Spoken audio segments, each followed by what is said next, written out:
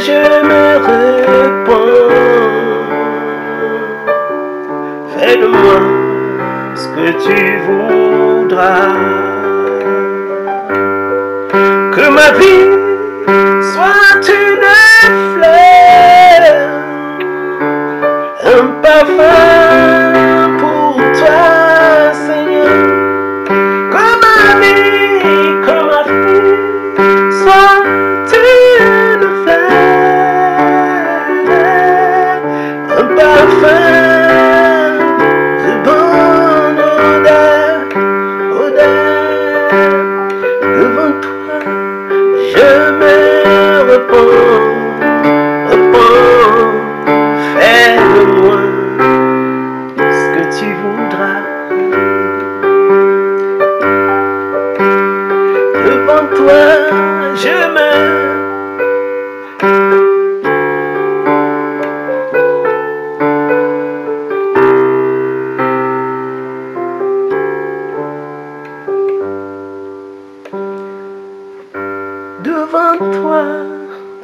devant toi, je me repens. Fais de moi ce que tu voudras.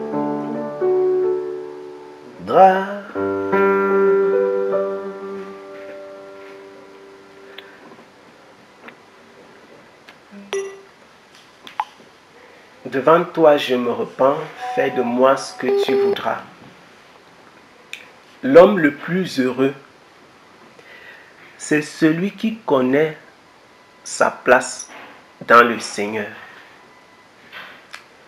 L'homme le plus heureux, c'est celui qui connaît sa place dans le Seigneur.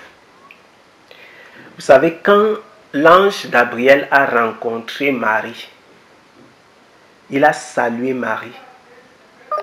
Il a dit à Marie que tu es une femme bénie. Tu es une femme bienheureuse. C'est ce que l'ange a dit à Marie. Il a dit à Marie, tu vas porter l'homme qui va sauver le monde. Tu vas porter un enfant. Le Saint-Esprit va venir sur toi et tu seras enceinte. Et Marie a répondu à l'ange. Je suis la servante du Seigneur. Qu'il me soit fait selon sa volonté. Je suis la servante du Seigneur. Qu'il me soit fait selon sa volonté. Est-ce que vous vous êtes déjà imaginé que Dieu est capable de court-circuiter votre vie? Dieu est capable de court-circuiter ta vie, de court-circuiter tes projets, de renverser les chaînes, des plans, tout ce que tu avais mis en ordre. Tu étais certain, tu étais convaincu que voici la direction que je vais suivre. Et un matin, le Seigneur arrive. Il dit, mon ami, ce n'est pas cette direction-là que je veux que tu suives. Ce n'est pas cette direction-là que je veux que tu suives. Le Seigneur te montre son chemin. Il te montre sa route. J'ai envie de dire, il t'impose le chemin à suivre. Quelle sera ta réaction? Quelle sera ta réaction? Marie était une femme de chair comme toi et comme moi. Marie était une femme de chair comme toi et moi. Elle avait la même chair, elle avait le sang. Ceux qui disent que Marie a été conçue différemment, ça c'est dans leur esprit qu'ils voient ça. Nulle part il n'est dit que Marie est une personne spéciale. Marie avait un avenir.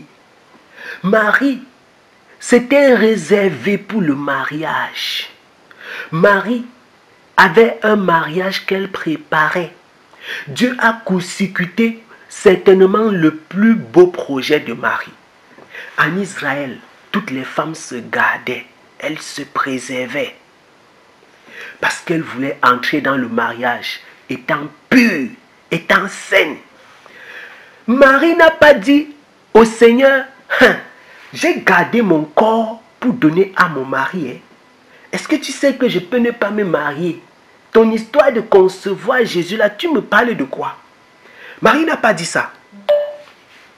Marie n'a pas posé des questions à l'ange. Quand celui-ci est venu lui dire, tu vas concevoir, tu seras enceinte, le Saint-Esprit viendra sur toi, tu auras un fils. Elle ne comprenait pas tout, cette femme, Marie. Marie ne comprenait pas tout ce qui se passait. Elle ne comprenait pas tout ce qui était en train de se passer. Mais sa réponse est étonnante. Marie n'attendait pas cet ange. Elle n'avait pas rendez-vous avec lui. Mais sa réponse est étonnante. Sa réponse est étonnante. Marie ne savait pas tout ce qui se passait. Tout comme nous, il nous arrive d'avoir des visitations du Seigneur. Peut-être pas de la même façon. Il arrive que Dieu intervienne dans ta vie et qu'il court-circuite tout ce à quoi tu t'attendais. Tu as tes projets. Oh, première année, je vais faire ceci. Deuxième année, je vais faire cela. Troisième année, je vais faire comme ça. Dans 5 ans, je serai ceci. Je me vois en train de faire telle chose. Et Dieu, ça arrive à un moment, il dit stop ici. Voici la direction que je veux que tu suives. Quelle est ta réaction? Quand Dieu met une pause, quelle est ta réaction? Quand Dieu met un stop, quelle est ta réaction? Quand Dieu court-circuite tes projets, quand Dieu change tes plans, quelle est ta réaction? J'ai envie de dire, quand le Seigneur annule même tout ce que tu avais planifié, quelle est ta réaction? Quand tu prends du retard par rapport aux autres, quelle est ta réaction? Luc chapitre 1, la Bible dit, l'ange fut envoyé par Dieu dans une ville de Galilée. Luc chapitre 1 à partir du verset 26. Au 6e mois, l'ange fut envoyé par Dieu dans une ville de Galilée appelée Nazareth, auprès d'une vierge fiancée à un homme de la maison de David nommé Joseph. Le nom de la vierge était Marie. L'ange entra chez elle et dit, je te salue, toi à qui une grâce a été faite, le Seigneur est avec toi. La parole du Seigneur déclare, troublée par cette parole, Marie se demandait ce que pouvait signifier une telle salutation. Qu'est-ce que ça signifie une telle salutation? Luc chapitre 1 à partir du verset 26 et suivant. L'ange lui dit, ne crains point Marie, tu as trouvé grâce devant Dieu. Et voici, tu deviendras enceinte, tu enfanteras un fils et tu lui donneras le nom de Jésus. Et il sera grand et sera appelé fils du Très-Haut. Le Seigneur Dieu lui donnera le trône de David. Ah, Seigneur, bien-aimé, lorsque nous lisons cette histoire, vous pouvez avoir l'impression, ah, on a dit à Marie qu'elle sera la mère du Seigneur. Vous pouvez penser et vous dire que non, c'est facile, c'est simple. Mais je puis vous assurer que ce n'est pas simple. Quand tu as tes plans et tes projets, de les voir déjouer, dérouter à d'autres fins, ce n'est pas simple. Quand tu as économisé ton argent pour faire quelque chose et Dieu va venir te dire utilise l'argent là pour faire autre chose. Quand tu as gardé ton corps pour faire quelque chose et Dieu te dit que non, le corps là, j'ai pris ça en otage pour faire autre chose. Quand tu as tes plans, tu as ton planning, tu as tes projets, tu as déjà tracé ça, fait même les détails. Et Dieu te dit, ce n'est pas dans cette direction que je veux que tu marches. La Bible déclare que Marie ne comprenait pas ce qui se passait. Elle ne comprenait pas ce qui se passait. À partir du verset 35, la Bible déclare que l'ange lui répondit, le Saint-Esprit viendra sur toi. Parce que Marie a dit, mais comment ça va se passer? Je ne connais pas d'homme. L'ange lui dit que le Saint-Esprit viendra sur toi et la puissance du Très-Haut te couvrira de son ombre. C'est pourquoi le Saint-Enfant qui naîtra de toi sera appelé Fils de Dieu. Le Saint-Enfant qui naîtra de toi sera appelé Fils de Dieu. Quelle merveille, quelle grâce Marie a reçue. Mais la grâce que Marie a reçue, plusieurs d'entre nous, nous la recevons souvent de façon différente. Il arrive que Dieu fasse ses projets dans ton temps, dans ta vie. Dieu décide de court-circuiter ta journée. Tu dis, je veux monter aujourd'hui. Dieu dit que descends. Tu résistes. Tu dis que je veux descendre aujourd'hui. Dieu dit monte. Tu résistes. Le Seigneur te dit, fais telle chose. Tu dis que non. J'ai pensé plutôt à faire telle chose de mon temps. J'ai plutôt tel autre projet. Le temps presse. J'ai promis à Joseph d'être sa femme. Ha! Tu me parlais de quoi? J'ai promis à Joseph d'être sa femme. Tout le quartier sait déjà que je suis la femme de quelqu'un. L'ange s'il veut me mettre dans les problèmes. L'ange s'il veut comme ça me mettre dans les problèmes. Tout le monde sait que je suis la femme de quelqu'un. Tout le monde sait que je suis l'épouse de quelqu'un. Il arrive que nous aussi, il arrive que nous raisonnions de cette façon. Quand Dieu veut intervenir dans nos vies. Et non comme Marie. Marie a dit à l'ange, dans tous les cas, je suis la servante du Seigneur, qu'il me soit fait selon sa volonté. Qu'il me soit fait selon sa volonté. Dieu est entré dans la vie de l'homme, il est entré dans la vie de la femme. L'une des choses que le Seigneur a demandé à l'homme, c'est de changer sa façon d'offrir le culte. L'apôtre Paul déclare dans son livre, dans sa lettre aux Romains, l'apôtre Paul, il dit que nous devons offrir nos corps en sacrifice vivant. Que c'est cela qui est agréable à Dieu. C'est ça le véritable culte qui plaît au Seigneur. Ce culte qui plaît au Seigneur, les hommes l'ont rejeté.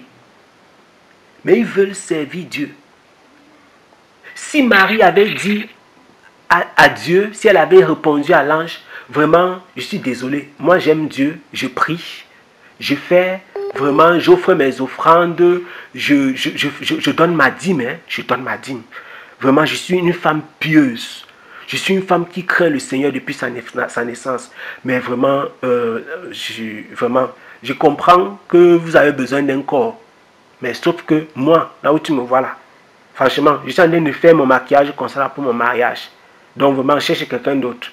Cherche quelqu'un d'autre. Marie pouvait dire aussi ça à l'ange. C'est ce que nous faisons aujourd'hui. Les hommes, Dieu fait son plan, son projet, sa façon de marcher. Il ordonne comment nous devons avancer. Mais l'humain impose sa façon de faire. Les gens veulent faire de Dieu un suiveur et non un seigneur. Les humains veulent faire de Dieu le suiveur et non le seigneur. Le suiveur et non le Seigneur. Il est le Seigneur des seigneurs. Il est le prince des paix. Il est l'Éternel des armées. Il est le roi de gloire. C'est lui qui décide. Et on avance. Je vous exhorte donc, frères, par les compassions de Dieu, à offrir vos corps comme un sacrifice vivant, saint, agréable à Dieu, ce qui est de votre part un culte raisonnable. Ne vous conformez pas au siècle présent, mais soyez transformés par le renouvellement de l'intelligence, afin que vous discerniez quelle est la volonté de Dieu, ce qui est bon, agréable et parfait. Le culte que nous devons offrir à Dieu, c'est celui-là. Si ton cœur n'appartient pas à Dieu, si ta vie n'appartient pas à Dieu, si tu n'as jamais déclaré comme Marie, je suis la servante de Dieu, je suis le serviteur de Dieu, je suis, Seigneur, me voici devant toi, fais ce que tu veux. Si tu n'as jamais dit ça, tu as encore du chemin à faire pour véritablement appartenir au roi de gloire. Et à partir du moment qu'une personne dit à Dieu, Seigneur, ma vie t'appartient, elle doit le démontrer par sa façon de marcher. Elle va arrêter la résistance. Elle va arrêter la résistance. Il y a des gens qui sont résistants à toute forme d'exhortation, résistants à toute forme d'éducation, résistants à toute forme de correction. Ils sont comme des métaux. Vous voyez, les métaux sont difficiles. On change difficilement la forme des métaux. C'est-à-dire qu'ils sont difficiles. Là, je parle des métaux comme le fer. Parce qu'il y a d'autres métaux qui ne sont pas rigides, qui ne sont pas solides. Il y a des gens qui sont difficiles à déformer, difficiles à transformer. Des personnes qui ont toujours une raison, ils ont toujours une dernière raison là à donner à Dieu. Mais quand ils prient, il faut entendre les paroles. Oh Seigneur, je t'appartiens, mon cœur t'appartient. Mais si tu les autres, frère, fais attention à telle chose. Dis que, oh mon frère, est-ce que tu peux perdre le salut à cause de ça? Est-ce que tu peux perdre le salut à cause de ça? Est-ce qu'on peut perdre le salut à cause de ça? Ah mon frère, seulement les petits jeux de hasard, mon frère. Frère, fais attention avec qui tu marches. Fais attention à l'alcoolisme. Frère, fais attention. Ma soeur, fais attention avec qui tu marches. Où tu mets les pieds. L'état de ton cœur. Attention à la convoitise. Dis que tu n'as pas encore lavé ton propre cœur. Tu vois seulement le cœur des autres. Mais quand les gens prient, ils sautent sur les paroles de Marie. Mon corps t'appartient. Seigneur, je suis à toi. Seigneur, sans toi, je ne suis rien. Seigneur, toi-même, tu connais mon cœur. Seigneur, toi-même, tu connais ma vie. Quand l'ange a rencontré Marie, il a court-circuité sa vie. Et cette femme a donné son corps. Elle a donné gratuitement. À l'instant, elle a dit, j'appartiens. Je t'appartiens. Fais de moi ce que tu veux. Sans aucune résistance. Son cœur était pur. Son corps était disponible. C'est pourquoi j'ai l'habitude de dire, quand vous voyez des gens résister sur les moindres choses, c'est-à-dire que les choses aussi banales que le péché, est-ce qu'une personne qui a rencontré Jésus-Christ devrait discuter sur le péché? Devrait discuter sur les choses comme, oh, est-ce qu'il faut fumer? Est-ce qu'il faut prendre telle chose? Est-ce qu'il faut faire telle? Est-ce qu'il faut... C'est écrit où? C'est écrit où? Parfois, même quand c'est écrit, on discute. Puis alors, quand ce n'est pas écrit, ouf, on est mal barré. C'est très, très grave. C'est très grave. C'est écrit où que si tu embrasses une fille, c'est un péché. C'est écrit où? Et si tu peux me montrer, frère? C'est écrit où? Que la cigarette, c'est un péché. Que fumer, c'est un péché. C'est écrit où? C'est écrit où? Après, il dit que non, je chante à la chorale jusqu'à l'onction, les gens tombent. Seigneur, mon corps t'appartient. Seigneur, mon corps t'appartient. Avec une longue jupe, et la fente est aussi longue que la jupe. Mon corps t'appartient. Quel corps appartient à Dieu? Quel corps appartient à Dieu? Quel cœur? Ton cœur est dans ton corps. Mais quand tu dis que mon corps t'appartient, avec des personnes que tu n'as jamais pardonné, des gens que tu as serrés dans ton cœur, le jour où Ils essaient de sortir, tu ravives, c'est-à-dire, il y a des gens que leur travail, c'est de raviver leurs plaies. Chaque fois, ils essaient de se rappeler de ce qu'on leur a fait de mal.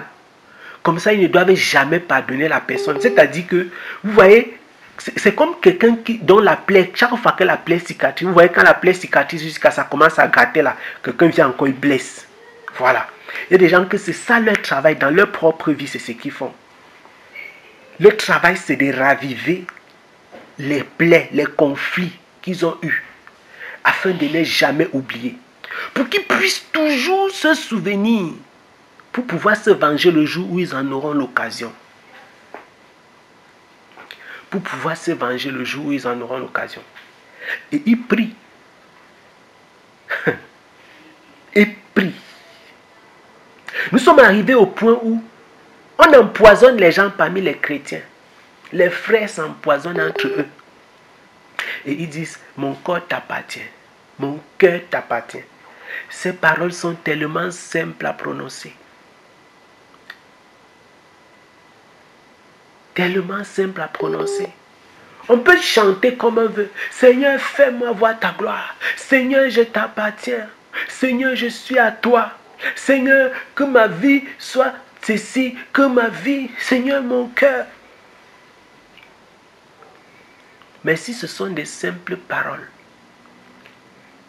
si ce sont des simples paroles, ça ne sert à rien. Rien du tout. Ln de 1. Tout ça, c'est 0.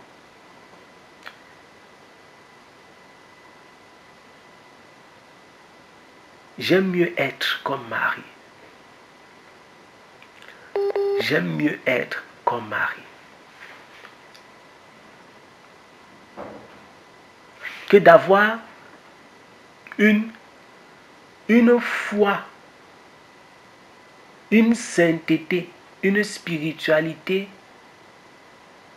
de façade. Des personnes qui se mettent à genoux plus que tout le monde. Donc on dit que voici l'heure d'adoration. Ils sont déjà couchés au sol comme ça. Mais entre dans le cœur de la personne. Tu passes par là. Tu es en prison. Le manque de pardon. L'amertume. Le chrétien qui se couche. Le sommeil ne vient pas. Le sommeil ne vient. Tu es chrétien. Tu ne dors pas parce qu'on t'a fait quelque chose. C'est-à-dire, tu es chrétien. Le sommeil ne te prend pas à cause de quelque chose qu'on t'a fait. Et tu te couches comme ça, le sommeil ne vient pas. C'est la colère. La colère monte dans ton cœur. En ce moment-là, il n'a pas la force pour prier. Pour même dire, Seigneur, non. Parce que la colère, le désir de vengeance, la haine. Chrétien, la comparaison. Les gens se comparent. Les frères qui détestent les frères, les sœurs qui détestent. Oh, ça c'est ma petite sœur. Telle chose lui arrive. Ça doit m'arriver aussi. Vraiment, telle sœur, une petite comme ça, tel frère, telle chose lui arrive. Ça doit m'arriver aussi. Après tu dis, ma vie t'appartient. Tu lèves les mains en l'air comme ça. Quelle main est-ce que nous levons au Seigneur? Quelle main? Quelle main? Quel est le cœur que nous apportons à Dieu? Marie a apporté un cœur pur. Elle ne savait rien de ce que Dieu était en train de lui proposer. Tout ce qu'elle a fait, c'est s'abandonner totalement. Dieu a tout changé dans sa vie. Cette femme avait des projets. Elle avait des projets. Comme toi aussi, tu as des projets. Il y a des personnes, quand ils pensent seulement à leur projet là, et c'est ce dont je parlais tout à l'heure, quand ils pensent seulement à ça, leur tête, c'est-à-dire que leur tête fait un quart de tour. Quand tu imagines que moi qu'on appelait la Miss, moi la Miss, quand j'étais au lycée, quand je passais comme ça, tous les hommes tournaient la tête, tu cassais le corps. Moi qu'on appelait telle, on va me dire que je vais me voiler pour prier. Je vais attacher le bandeau. Moi, avec mes cheveux, mes mèches brésiliennes, on me dit que je vais cacher ça. Jamais. Je vais attacher le bandeau sur ça. Comme ça, tu te trompes dans ton propre cœur que tu t'es voilé. La Bible déclare que Dieu est plus grand que ton cœur. Ce qu'un homme aura sémé, il le moissonnera. C'est ce que l'apôtre Paul dit aux Galates. Jean dit que Dieu est plus grand que ton cœur. Il est plus grand que ton cœur.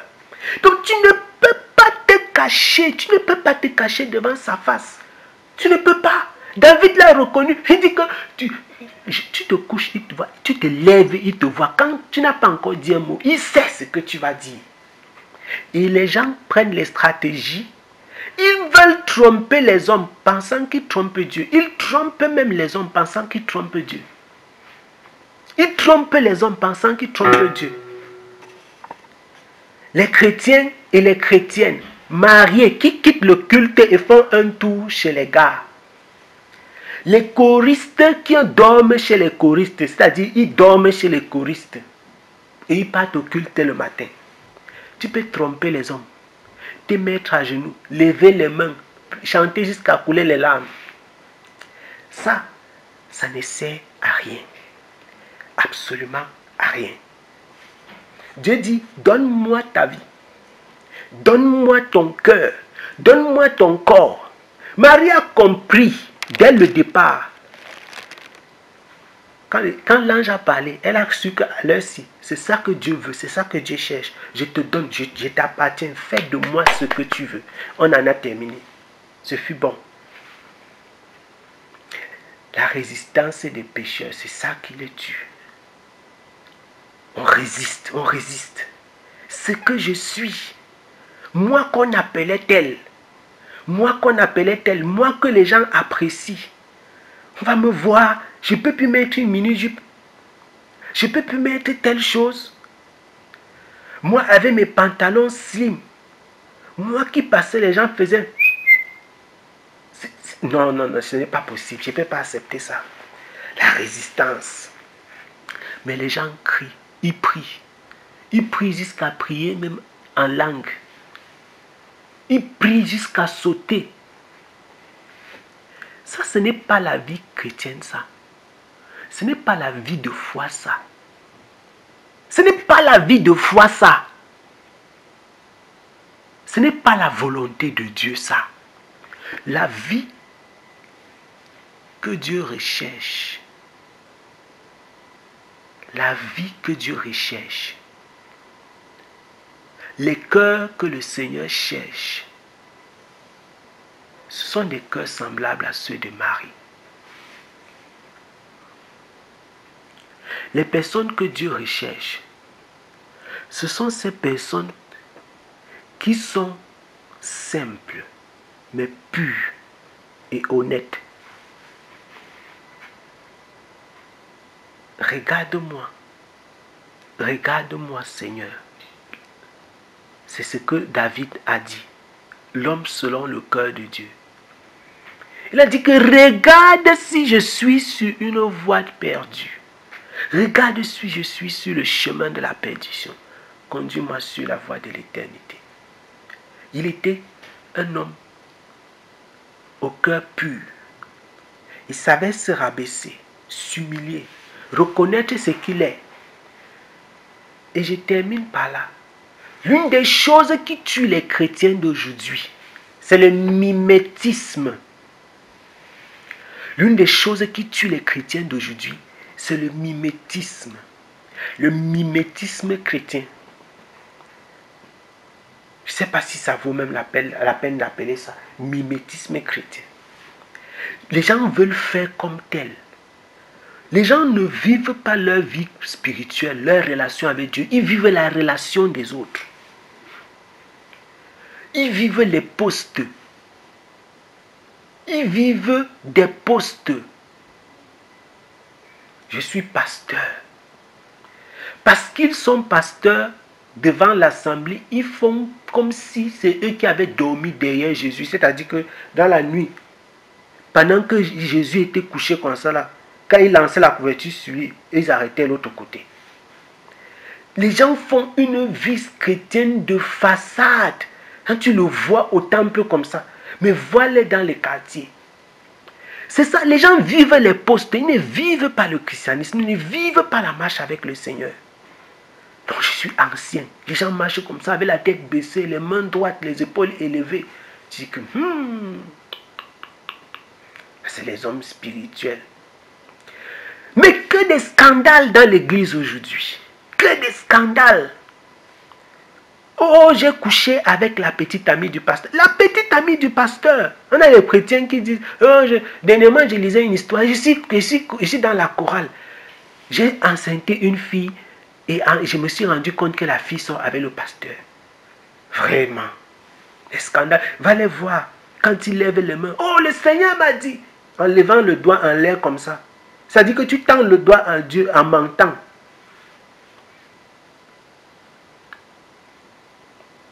Ce n'est pas étonnant ça. Ce n'est pas surprenant dans cette génération. De dire mon cœur t'appartient, mon corps t'appartient, ma vie t'appartient. Pourtant c'est faux. Pourtant c'est faux. Les gens vivent les postes. Je suis ancien. Je suis ancienne. Je suis conseiller. Je suis diacre. Je suis évangéliste. Les gens vivent les postes. Ils vivent les postes. Je suis le chef de tel groupe, le chef de tel autre groupe. Je suis le président de la chorale. Donc, ils vivent le film, en fait. Vous voyez exactement comme ça se passe dans des films.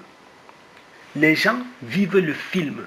Le pasteur joue le rôle du pasteur. L'ancien joue le rôle de l'ancien. Le président de la chorale joue le rôle. Les gens sont dans des rôles et non dans la réalité. Ils sont dans des rôles.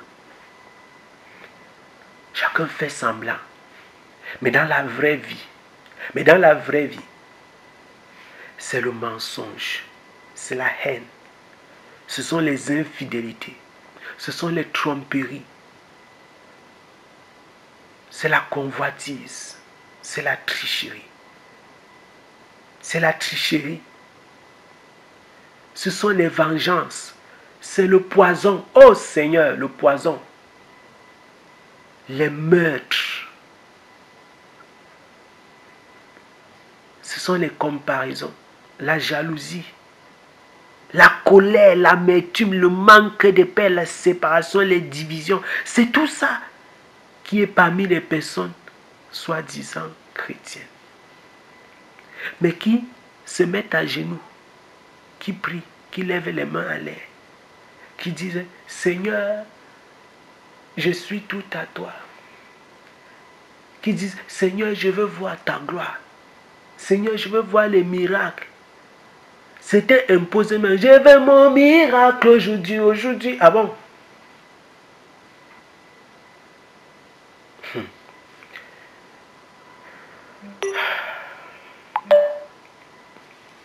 Que le Seigneur nous aide. Vraiment que le Seigneur nous aide. Ne jouez pas les rôles des chrétiens. Ne jouez pas des rôles.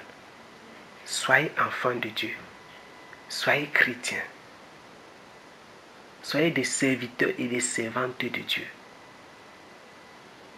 Soyez des serviteurs et des servantes de Dieu. Soyez des serviteurs et des servantes de Dieu. Soyez des serviteurs et des servantes de Dieu. Soyez des serviteurs et des servantes de Dieu. Soyez des serviteurs et des servantes de Dieu. Je l'ai répété. Nous devons servir Dieu dans nos cœurs et dans nos corps. Pas par rapport aux hommes,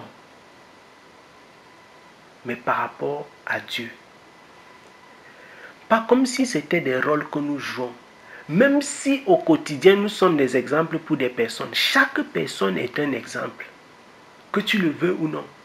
Quand Jésus dit qu'on allume la lampe et au lieu de la mettre sous la table, on doit l'accrocher pour qu'elle puisse éclairer. Est-ce que c'est la lampe qui veut avant d'éclairer? Est-ce que c'est la lampe qui veut avant d'apporter la lumière. Que la lampe le veuille ou non, elle va apporter la lumière à partir du moment où elle se retrouve à un endroit particulier. Donc ce n'est pas toi qui veux. Donc tu seras forcément pris comme un exemple par telle ou telle autre personne. Mais nous ne vivons pas pour ça. Tu ne vis pas par rapport au fait que les gens sont à côté de toi. Sinon tu vas commencer à forcer ta vie pour jouer les rôles, pour plaire aux gens. Mais vis une vie chrétienne d'harmonie avec le Seigneur, avec sa volonté, avec sa parole, avec le Saint-Esprit. Afin que cette parole ne s'accomplisse pas dans ta vie, qu'il est honteux de dire ce qu'ils font en cachette. Il est honteux de dire ce qu'ils font en cachette. Il est honteux de dire ce que certains chrétiens et certaines chrétiennes font en cachette. Et lorsque nous avons des faiblesses, apportons-les devant le Seigneur. Car tous les hommes sont faibles. Et tant que nous sommes dans la chair, nous avons des choses à améliorer. Personne n'est saint. Personne n'est parfait. Que le Seigneur nous garde, que le Seigneur nous bénisse. Si tu as été édifié, aime, partage, abonne-toi et restons connectés. Shalom.